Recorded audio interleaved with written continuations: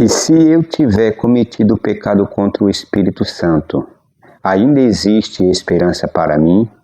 Essa é uma pergunta muito importante e bastante interessante. Mas o que é o pecado contra o Espírito Santo? A Bíblia fala que o Espírito Santo nos convence do pecado, da justiça e do juízo. E quando a gente peca, ele fala ao nosso coração para que a gente se arrependa do nosso erro, peça perdão e não se afaste dele. Mas olha, cada vez que a gente peca, o Espírito Santo vem falar. Porém, quando a gente endurece o coração, não é o Espírito Santo que se afasta da gente. É a gente que não está dando ouvido ao Espírito Santo e está se afastando dele. E quanto mais distante a gente fica, mais impossível fica de ouvir a voz do Espírito Santo. E provavelmente, por não ouvir a sua voz, não temos do que nos arrepender, pois não sabemos que estamos errados. Entende? Olha, eu vou ler um texto bíblico aqui, falando sobre esse assunto, mas antes eu quero convidar você para se inscrever no meu canal, ativar o sininho e dar o seu like.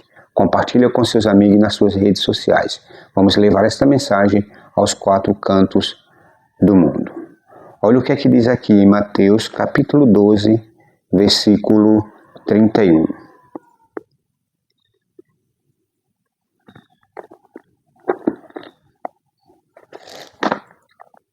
Por isso vos declaro, todo pecado e blasfêmia serão perdoados aos homens, mas a blasfêmia contra o Espírito Santo não será perdoada.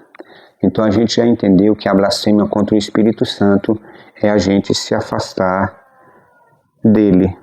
Muitas pessoas vivem com medo de terem cometido pecado contra o Espírito Santo. Em Mateus 12, Jesus falou essas palavras aos líderes religiosos, que mesmo vendo claramente os milagres realizados pelo poder de Deus, atribuía a obra do Espírito Santo a Satanás. Então, neste relato bíblico aqui, Jesus fez um milagre e os fariseus, os líderes religiosos ali, disse que Jesus estava expulsando em nome de Satanás. Por isso que Jesus fala estas palavras.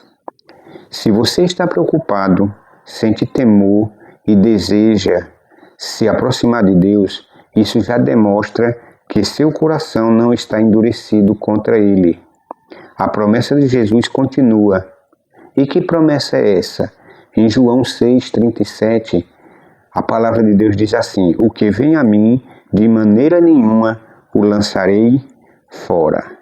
Então, meus queridos, a gente percebe que aquele que vai a Jesus, de maneira nenhuma é lançado fora. E como ter certeza de que a gente, mesmo tendo pecado tanto, a gente não pecou contra o Espírito Santo?